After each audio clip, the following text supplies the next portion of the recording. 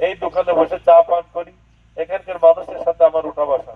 এই জায়গা সম্পর্কে আমার ধারণা হলো এখানে আল্লাহর প্রিয় বান্দা আমাদের বড় হুজুর রহমতুল্লাহ এখানে আসতেন, এখানে থাকতেন, চলে গেছেন উনি।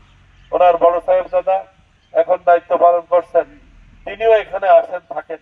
একটি মত পবিত্র জায়গা হিসেবে এটা রূপান্তরিত হয়েছে। এই ওয়ার্ডের মধ্যে একটি কামিল মাদ্রাসা আছে, একটি এতিমখানা আছে, অনেকগুলি হাফেজি মাদ্রাসা আছে। সব মিলেই আপনারা খেয়াল করেন সারা পৌরসভার মধ্যে একটা পবিত্রতম জায়গা হলো 7 নম্বর ওয়ার্ড। আমার বিশ্বাস 7 নম্বর ওয়ার্ডের মানুষের এই মনটাও পবিত্র, কি বলেন?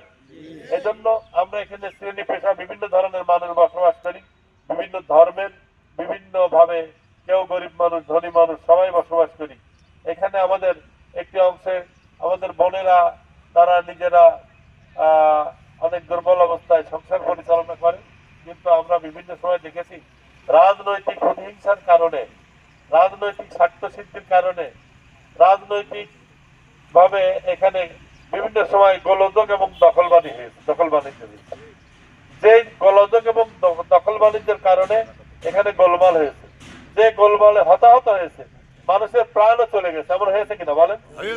সেটা হলো জাহিলিয়াত। মানুষ মানুষকে মারবে, মানুষ মানুষের অধিকার নিয়ে ছিনিমিনি করবে, রাজনৈতিক ছত্রছায়া থেকে নিজের শক্তি দিয়ে অন্যকে, দুর্বলকে আরো দুর্বল করবে, মানুষের প্রতি আঘাত করবে।